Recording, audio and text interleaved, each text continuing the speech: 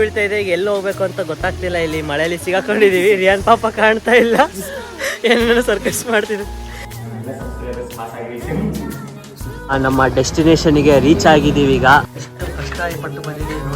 It's very mysterious and suffocative. उजालों में हल्के अंधेरों में जो एक राज है, क्यों खो गया है वो, क्या हो गया है कि वो नाराज है. ऐ रात इतना पता मुझको तो होगा पता. 5 ನಿಮಿಷ ಮೌನಾಚರಣೆ ಮಾಡಿದ್ವಿ ಇಲ್ಲಿ. ಮಂದಿಗೆಲ್ಲ ಫೋಟೋ ಶೂಟ್ ಮುಗಿಸ್ಕೊಂಡು ಚೆನ್ನಾಗಿದೆ.